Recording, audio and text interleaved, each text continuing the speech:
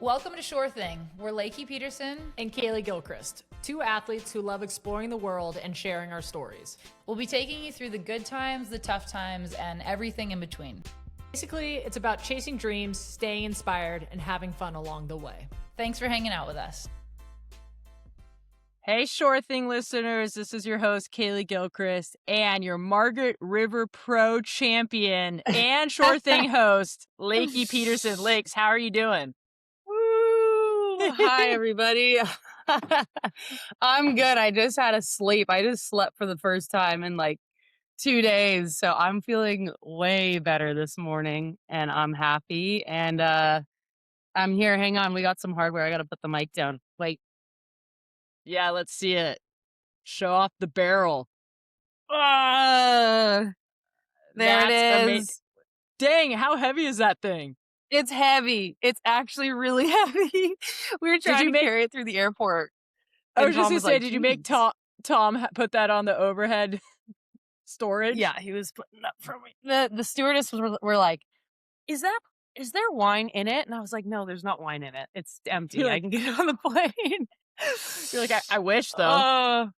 Yeah. And let me clarify. Definitely.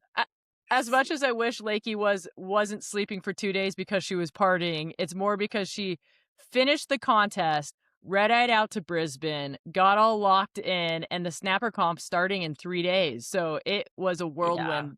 Yeah. Margie's went to the very last day of the waiting period, but we're going to dive in.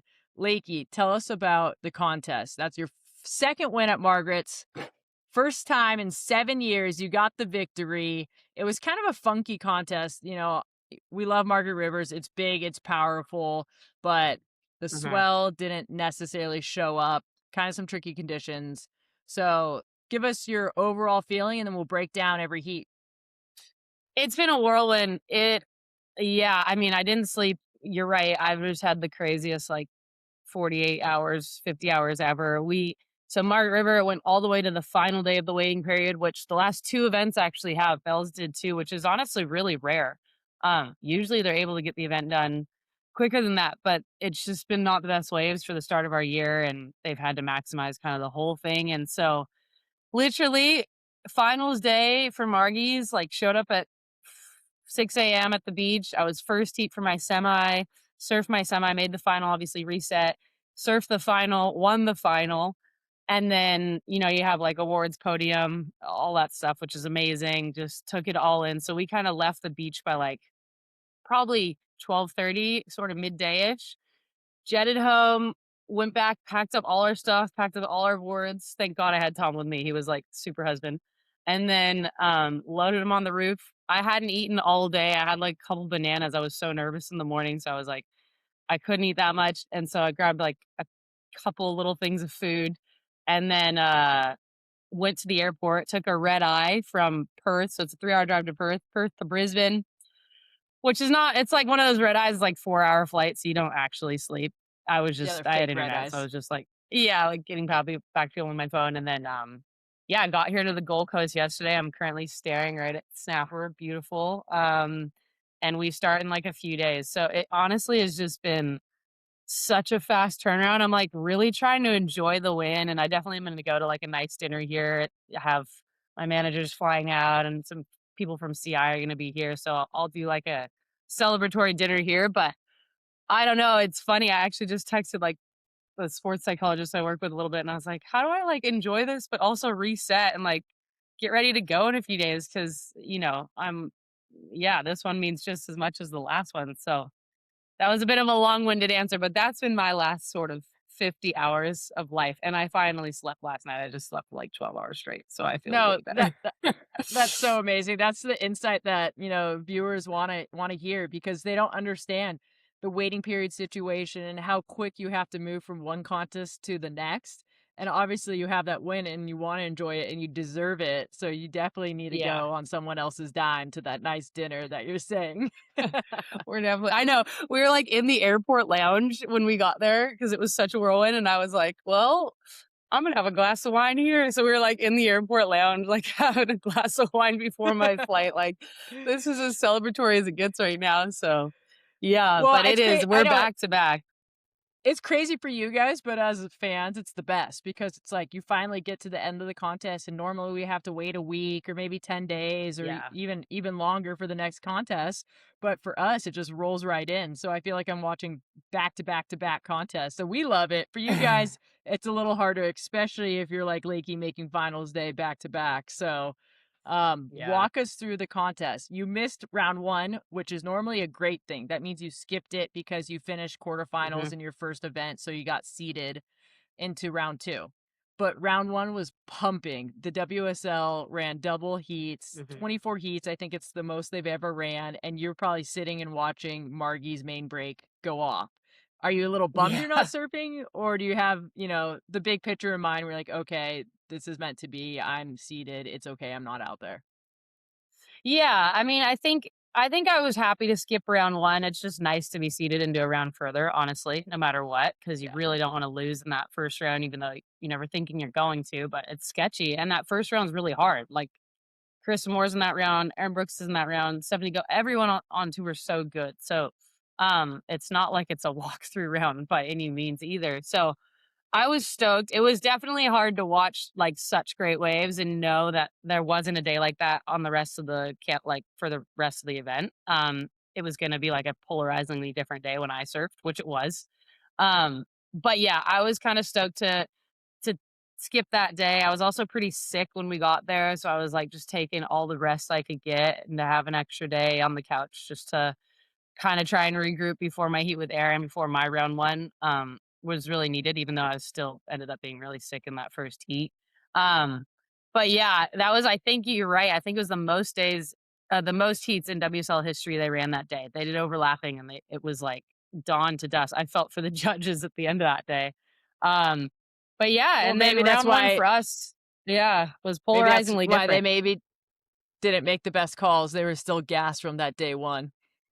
They had their hands full this event, the judges. I'm allowed to burn down there. I can burn them. You can't because they're judging you, Nah. but I can say what I want. I love them. Yeah, exactly. Yeah, let's talk about that though.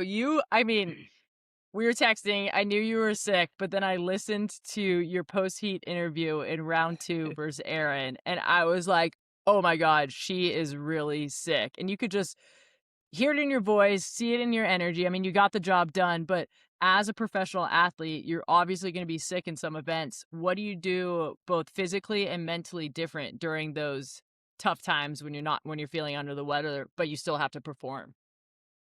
Yeah, it's hard, right? Like what we were just talking about, all of these first events right now, I actually talked to Tom on the plane here, are so stacked back to back to back. And I'd imagine it's similar to you, like in a tournament, when you start, you obviously have games like every day or every other day.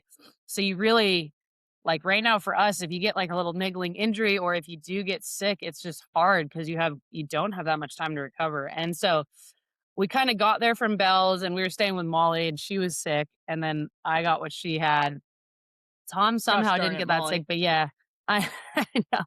And then, yeah, my first round with Erin, I was like, okay, like you just got to suck it up. But it's hard. I think Margaret's is a really hard wave to be sick at because it's like, it's just so much work out there and you might not really see that on the screen, but it's just so much water moving and you're taking sets on the head and you're paddling. Like it's a lot. Every heat, of course, is a lot of energy, but even like I'm looking out the window at Snapper Rocks right now. It's like warm. There's not that many waves on the head. Like it's a lot easier. And the round 1 with Erin, it was just kind of storm surf. And I just grinded my way through that first one. I got out of the water and I was showing Tom, I was like super shaky.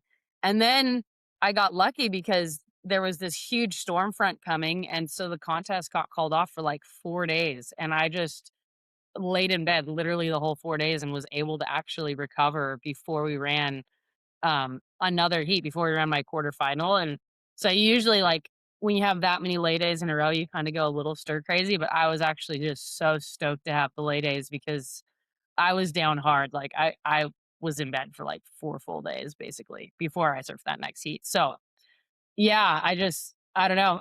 God gave me the time to get better. It worked out really well for me in that way. Totally. And then, yeah, you got Erin 2-0 this year. I know she got you a few times last year, and we moved on to the quarterfinals versus Caroline. which was potentially going to be finals day, but it didn't kind of come to fruition as the coaches and judges and everyone surfers hoped for. But talk us through. You're competing against Caroline, who's a longtime friend of yours and a fellow Yeah. Shore Thing guest. Yep. How do you view those heats any different? Is it all the same? Are you focusing on yourself? Are you thinking about your opponents? Again, it was another grindy kind of storm surfy session. Yeah, the heat with Caroline for the quarters, I was like, okay. I honestly thought, and from the free surfs, because you're kind of seeing everyone in the free surfs before the event, like, okay, who's ripping, who's looking good, and I thought she was looking kind of the best. I was like, okay, I think she's sort of the best person here right now, based off of what I saw, and so I knew like this is going to be a hard heat. But again, Margaret River and sort of those heats when it's like windy and weird and stormy, it kind of opens up that door of like, oh, this might not need 2 8s to beat her here. Usually it would if the waves were good. This might just be like you're grinding out a 4 and a 5 or a 6 and a 3 or whatever. And so I sort of just had the open mind of like, you can get an 8 out here right now against her and she might get one. And that's honestly like 2 nice turns. It's nothing crazy. Or it could just be one of those grinding ones where it's like a win's a win. And that's sort of what it ended up being. And I was just my whole game plan in that heat against her was just like roll the dice, ride waves, because it was really random. It was like you take off and it could end up being a good wave or it could be a closeout. And either way, you just surf the wave, ride the ski, and you're back out there in like 30 seconds. So that was my game plan, like just keep rolling on her and keep trying. And it worked. Like I put a little pressure on her and then I put a little more pressure on her and a little more. And she didn't need much, but I think she was kind of starting to be like, dang it, I'm not really getting a wave. And I could tell. So I just like kept swinging. And that worked really well, just like with the conditions that day. And I felt like my decision making in that heat was really good. Um, and she was sort of just like a little lost, like trying to find the right wave. And it's hard out there. That's been me 1,000 times over as well. It's really hard to find something that looks like it's got any substance on it, the wave. But yeah, I just stayed busy and that sort of seemed to work really good against her. And then that was maybe going to be finals day, like you said, but we were like, oh, the next day, the Sunday, it had offshore winds finally. So all of us surfers that were still in the semis were kind of like, let's just wait for tomorrow and get some clean conditions and you know, it'll be better than what we're looking at right now on the Saturday we had thought. So, um, kind of went So home, reset, and knowing the next day was gonna be do you finals guys day. Yeah. have a say, like as surfers, do you guys have a say, for a situation like that, go and talk to the contest director and be like, hey, you know what, we kind of all want to wait, or is it strictly their decision? Yeah. Good question. So we do have a say fully. We are talking to Renato Hickel, who does a lot of the contest directing, and then their local forecaster that's there. And then the surfers, we have like surfers reps. I'm actually the women's surfers rep. So Yeah. like all the girls talk to me. Like if I talk to Renato every single event, every single call, like, hey, we want to run right now or we don't want to run right now. Um, kind of going back and forth with them on like what we want to do. So they're definitely like very open to that communication. And sometimes we get our way, and then sometimes they're also running a business and they're gonna run it even if we're like, hey, we don't want to run, we'd rather wait. Which I get, like it is a dance, like they are trying to Yeah. run this business and want to sometimes run on certain days, but that is one cool thing. Like the communication's very open. So I was, I Yeah. was talking with them That's a lot amazing. through the event. Honestly. Yeah. Yeah. And I just wanted to mention with the quarters heat, I thought that too. Like, I think if you look at your wave count, you rode 7 or 8 compared to maybe Caroline's 4. Kind of those are the rough numbers. Mhm. But I was going to shout out Coach later, and I still will. But it seems like what I notice for you, and especially in grindy heats, this becomes more prevalent, is just the decision making and being on the right waves, especially when it's slower or maybe not necessarily a lot of good waves are coming in the heat. And I think that's something you did not only in your quarters, but we're going to continue on and talk about your semis and your finals. But to me, that was the Mhm. difference maker. And you were able to grind out 6.5, 6.8, 6.1s, 5.9s. And sometimes, maybe it's not the prettiest contest and not how you envision or visualize how you want to win, but some contests are like that. That's you roll the dice with surfing, and I think that's something that I noticed, and I know you've talked about just being confident in your decision making, and it was super prevalent to me as a viewer and a fan. So good job, Lakes. Thank you. Thank you. Yeah, For sure. Sometimes it's not the prettiest, but it's a win is a win. And you got to remember that, too. Like, if you're not winning with 2/8, but you're winning the heat, I mean, all that matters is that you're coming out on top, So you got to keep that in mind. And I think in the past, I've kind of had like, if I'm not winning, like getting lights out surfing, I'll get almost bummed on myself. And it's like, no, that's ridiculous. Half the heats people win on are grindy heats. So just like Yeah. surf smart and figure out what you got to do. Yeah, so you go home, you had the quarters, you won, you're in the semis, the next day, the last day of the waiting period is going to be finals day. So when you go home that evening, is there anything that you do different? Like, are you visualizing a little bit more? Are you going to bed? Are you eating different? Or is it kind of the same program? And then walk us through being the first heat of the day the next day. Yeah, I mean, I didn't really do anything different. I kind of keep my same routine. I was having a lot of chicken and rice and salad, so we just kept eating that. I'm pretty superstitious, actually. Same with Tom. No We way, were, give like, us parking in one the superstition. Okay. So I would not change my wetsuit this whole event. I was wearing my maroon wetsuit, and I had another one that was like dry. And in between the semi and the final and finals day, I was like, babe, I wore my maroon wetsuit in the semi, but I don't think I should wear my green one because my green one was dry. And he's like, don't change it. Don't change it. I was like, yeah, I'm not going to change it. So like, and then we were parking in the same parking spot every morning. Tom was like, we'd get there extra early to make sure we got that parking spot. It's so funny. So did you put the wetsuit back on, or did you stay in the suit and just be a grindy grom? No. Oh my gosh. I took it off. We had like these wetsuit warm, like dryers, didn't dry it fully. I put it on that for like 20 minutes and then just put it back on. I was like, nah, I'm sticking with my maroon wetsuit. This thing's working. Wow. Back to the NSSA grindy days too, with both the conditions and the wetties. I love that. So you wake up and your first heat of the day, which to me, I didn't like really being the first heats of the day. And when I surfed a lot, like it was just tough to get up. I like to get my warm up and then go disappear, then come back. You obviously prevailed, but how do you view those first heats, and talk us through the semis with Sawyer? Yeah, I mean, I knew Sawyer was going to be a hard heat. She's just been surfing really solid, and her turns look really big out there. And she's just been putting it together. And I was like, okay, it's really slow. Finals day was slow. There wasn't that many waves. It was beautiful conditions, but hard to surf. Not like that much wall, and to get the right wave was a little bit of luck. And so, again, my game plan was not to be as busy and like ride as many waves as I did against Caroline, say, but to be a little more selective, but still also, I was like 2/4s could win a heat right now. So just get going and, and then start to be more selective and slow down a little bit. And so that's sort of what I did. And, she had a good wave. She fell on, so I got a little lucky there. And then, I don't know. That heat was just sort of, I was pretty nervous in the beginning and then started rolling and I was like, okay.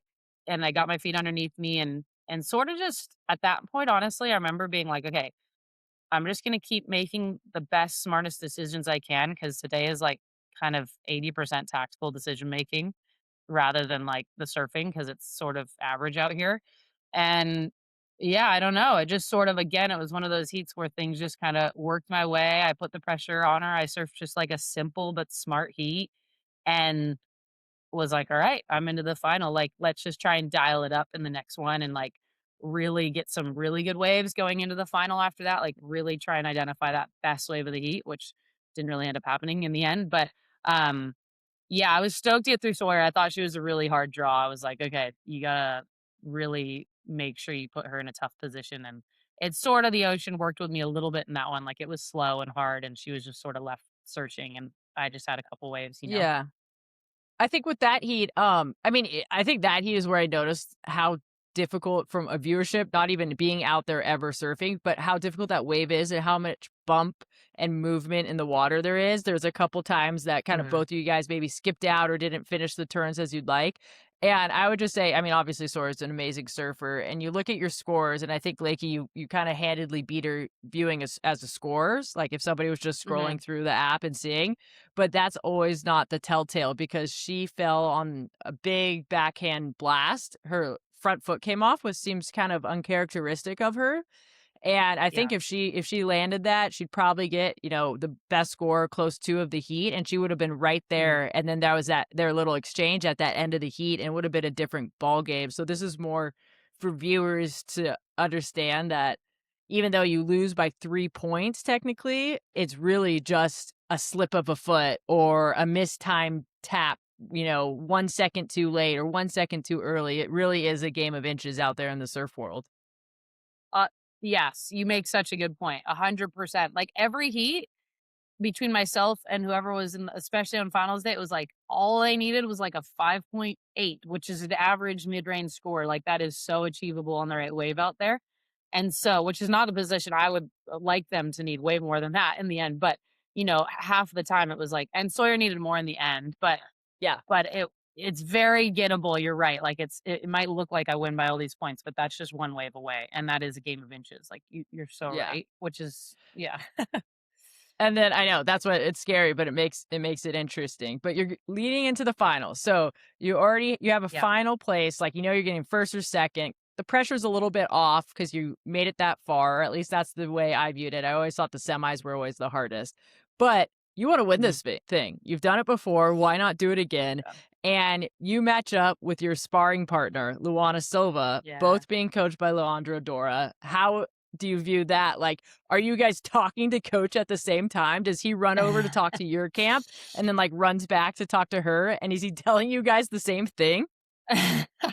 I mean, I'd imagine he's telling us similar things. I don't know. He does speak to her in Portuguese, so I have no idea what they're talking about. But even if I was trying to eavesdrop, but it was super cool to share a final with Lulu. Like she's so sweet, and obviously she is my sparring partner. Like we both have the same coach, and we work together. And she's had a phenomenal last year. Like she made 2 finals last year. This is her first final this year. I'm sure many more. And I knew the whole time with her, I always call her like Dial a Bomb because she gets such good waves every free surf. She's always on the best waves. And I felt like every heat I watched her in that contest, she was just getting and identifying the best wave of the heat, which is so much of competitive surfing. And especially on the final day, I was like, okay, whoever's getting the better waves is winning right now. And so I knew like I was talking to Tom actually, because Tom was helping me obviously a bunch too. And then especially in the final, just knowing we had the same coach, Tom was helping me even more. And he was like, just don't let her get on like a really good wave. You got to make sure you're on that best wave or pushing her too deep if she's got, whatever, if it's no priority being me at the heat. So that was my sort of game plan against her going in, but also just knowing like anyone could win this right now. Like it's so open and she's surfing great. I'm surfing great. The waves are a little weird. It's a little slow. And obviously at that point, you're in the final. It's like dream scenario for Leandro. It's pretty cool to have both of us in the final. And like, that's a really special moment. But it's weird when you make a final, you probably know this or anyone who competes, like all of a sudden you're in the final and you're like, oh, this is a sick result. This is insane. But you got one hand on the trophy and you're like, don't let it go. This is so hard to get all the way to this point. Like just finish the job and don't let go of that. And so I was like, okay, like just lock in and get it done, and it was a grindy final and it came down to the very last score. And I mean, I was just stoked. I just felt like I surfed good and the judges liked the way I was surfing and kind of was looking at like the speed and the criticalness of my turns. And she was on a couple nice waves too. And yeah, I don't know. I just sort of everything just kind of rolled my way really. And I put together a pretty smart heat. I got rolling, which I think for me is good. I got some momentum and started kind of going rather than sit there and wait, which is better generally. And yeah, it just sort of happened. And I don't know. It was crazy. Like I feel like it's still just setting in. Totally. I mean, fill us in that last little bit. I think, gosh, what was it? There was about 2 minutes left and she drops Yeah. the highest wave of the heat. Did you hear that before you got on the wave? No, you guys were both on the same set, weren't you? No, God, it's all a blur. I think she was in my head. Yeah. You know best. It was you were surfing, so you talked to us. I don't know if I'm so sleep deprived. No, in my head though, even without hearing her score, I was like, she got the score. Because I knew the wave was good and I knew she finished it and tagged it. And I was like, she didn't need that much. I know she got the score. So I was actually not even thinking like, I knew I needed a score. I was like, I'm going to need Yeah. like a 6. And I did. I needed a 6.01. And Yeah. so I just was fully, even without hearing what she had, I was like, I know I need a wave. And I kind of felt like that was going to happen the whole heat. Like I was ahead and it was so slow and lowly, and all she needed was like that mid-range 5. And I was like, she's going to get it. And there's going to be like 2 minutes left. This always happens. And then my little wave came, and I was like, it's got a little wall. And that was the main thing that day. There was a lot of waves that just didn't give you much past the first turn, or didn't give you a closeout turn. And I was like, it's small, but there's like a little bit of wall here. Like I think I could get a really nice first turn and maybe a second one. Go, like you're running out of time. And so I did. And I felt like when I surfed that wave, I was like, that was the best wave for me of the heat. Like I felt like my first turn was really nice, second turn. And I was like hoping it would give me even just like a little finish, which it just left me on the dry reef and didn't give me much of a finish. That would have been like a full, I know I had it if I just got a good finish on it, but the wave just sort of let me down. And so I don't know. It was weird I just knew Lulu was going to get that score the whole time. And I just was like, you're going to need to better your wave. Like, you're going to need to better your wave the whole way through, even when I was in the lead. And then, that wave, like I said, I just surfed it the best that I could. And I knew like that 6.01 was 2 nice turns. And I felt like I did that. Like, I was like, that was for sure my best wave of the heat. So I know it's right there. And obviously it was enough. And, I was so stoked. It's so hard waiting for that score. The heat was over. We were both sitting in the water, and like you could tell Lulu's like, please no, please no, please no. And I was like, come on. Like I know it's close, but I think it's enough. And it's hard too, it's almost easier if you can see the waves. Neither of us saw each other's waves at that point in time. So it's like you don't really know where that scale's at or what it is. But I felt like it was enough just based off of how I surfed it. And it was insane. And then I got the score, and it's just the best feeling in the world. It's like, holy smokes, like we did it. Yeah. Well, yeah, we got to talk about all that. But just for you guys, the listeners that didn't get to watch the contest, Lulu had a 5 and a 6.83. So her heat total was an 11.83. Lakey had a 5.83, needed a 6.1, basically end of the heat. She drops the 6.4, finds out after the heat's over, so there's no more time on the clock, sitting out the back in Margie's, and gets the score, realizes she just freaking won this thing. So what happens once you get the score? What's going through your mind? It's just almost like, I just fell in the water and threw my hands up in the air. And then you go over to Kaipo on the jet ski and you do your interview, which is just the best interview of your life. You're just so psyched. And, I just was like, it just was obviously meant to be for me. And it's, more than anyone, KG, like we all work so hard, and those moments, it's a lot, you lose a lot more than you win, no matter who you are, no matter if you're the best, no matter if you're Kelly Slater or whatever. And it's just like, it's so nice when that hard work in that moment is your moment, because we all have our moments, that go our way and work for us, but they just are so rare to come by. And I don't know, I just was filled with like so much gratitude and just so much perspective. Like I am meant to be here. And it's funny, like you get to this stage in your career, and I have big goals this year, and I know that I can still do it, and I know I can still win events, but a lot of people look at you around the comp site like you're old news, and it pissed me off. I was like, all right, like it feels good to prove those people wrong. And, here we are, and these young girls are so good, and it's so fun to be on tour with them. But it's just nice to just like prove to those people like you're still here and you still got it. And I think, all that hard work is so worth it. And it's hard to put into words, but I know you understand what I mean by all that. So it's cool. It's the best. Lakey did it for the vets. I love it. I'm an older too, so when you got the job done, you were representing a lot of 30-year-olds and above out there. But we're if you so don't know, old, us 30-year-olds. We're so old. In the surf world, when you win a contest, it's tradition to get carried up the beach. You can't touch until your feet can't touch the sand until you hit the podium. That was quite a long carry for Tom. And it was Leandro, right? Tom and Leandro carrying you up? How was that?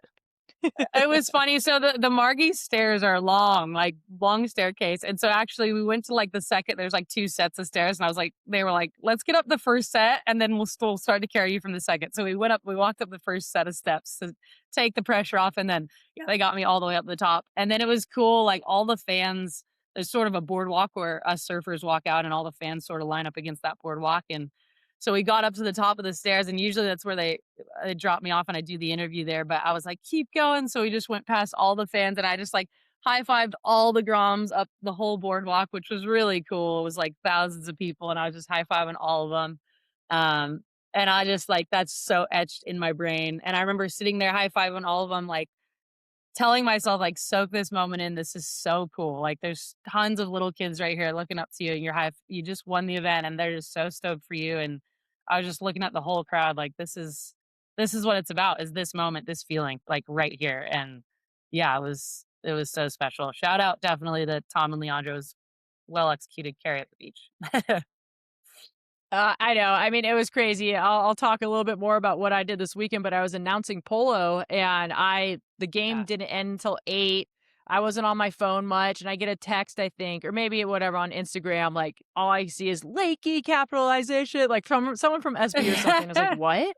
I was like, dude, I had to go into WSL. I was like, oh shit, Lakey won.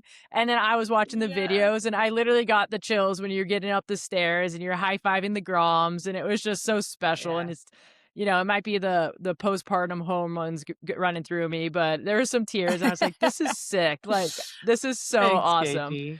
But so Lakey's second win at Margaret's, last one was in 2019. You're leading. Okay, I actually have a question. So you and Gabby are tied for first. Why does she get the yellow jersey and not you? Yeah, I know. I'm pissed. We both should get the yellow jersey, honestly. But she's got a higher heat total score right now than I do overall. So that's who they give the yellow to. So that's why that she's makes in sense. yellow I was and wondering I'm if not. Yeah, I was wondering if it was like one-on-one, head-to-head battles, but I was like, there's only been 2 contests. There hasn't been head-to-battle. I was trying to figure that out. So you're not wearing the yellow jersey at Snapper, but you're going into an event that you've won back in 2018. How are you feeling? Yeah, feeling good. Like I said, I mean, this event's going to start in a couple of days, but it's so good to be back on the Gold Coast. We love it here. Snapper is amazing. The bank's really good. I'm staring at it right now. And we're going to get some good waves. And so that's really exciting. Yeah. And I don't know. I mean, it's weird to be like number 1 in the world going into this contest that was on my goal board and dream board. And I just want to keep it going. I think my next few days are literally all about just like recovery. And I got to focus on getting my boards dialed. I'm going to go surf actually right now in a minute for my first surf out here and try some new boards. And I don't know. I feel good. I'm just going to keep doing what I'm doing. Like I have a little routine that's working for me and I'm in a great position. And hopefully come out of this event truly wearing the yellow jersey fully. And I think just keep locking in. I've got a good like little visualization that I'm doing and I'm just happy and I'm content. My boards are good. And I don't know. I just have the self-belief and I think that's half of it really. And just believing like what's meant to be is going to be. And so just keep swinging and let the chips fall where they will. And, you know, whether that happens again this event and I win or the next one, like just keep doing what I'm doing. And that's sort of the game plan. But the next few days are sort of head down, get ready to go again while still enjoying being the champ and staring at this wine barrel right here saying women's winner 2025. Yeah. You 2026, sorry.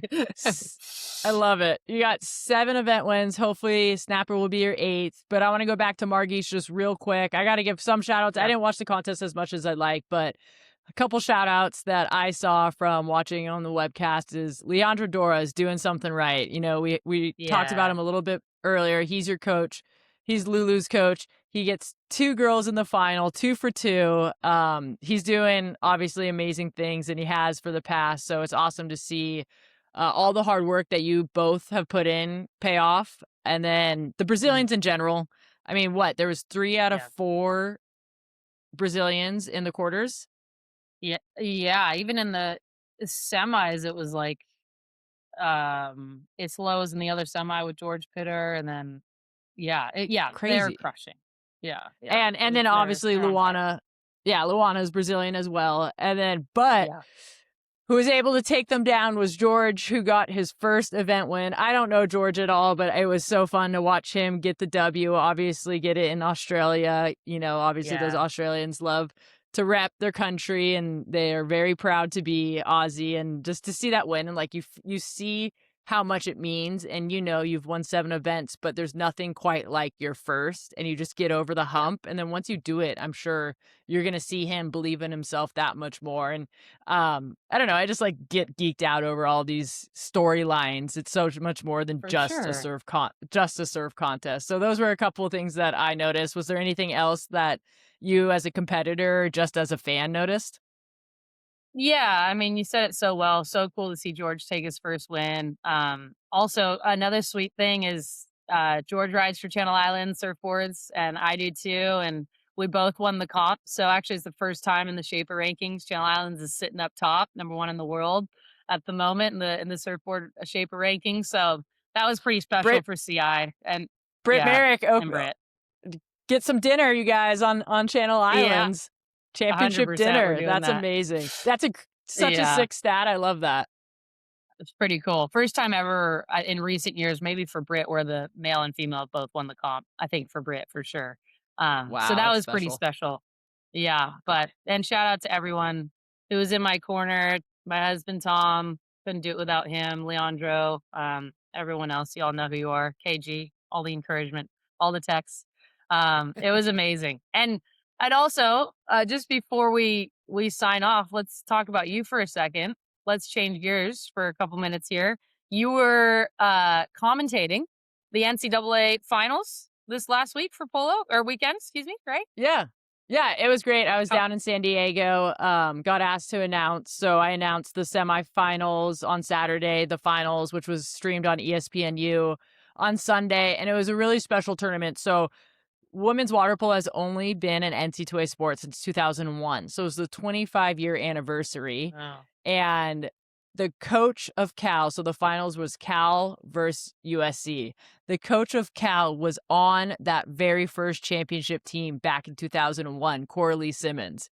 And she made her way back to the finals, which is so cool. She's just a legend of the sport, one of the most athletic players to ever play, an Olympian, a silver medalist, and to watch her coach and just what she's done for the Cal Bears is awesome. I had to stay mutual. Obviously, I was on the mic, but USC, it's my alum, and the USC Trojans, and just I'm sure every college alumni feel this way, but it's just such a special program to be a part of, USC water polo, and it's so the history is just so deep.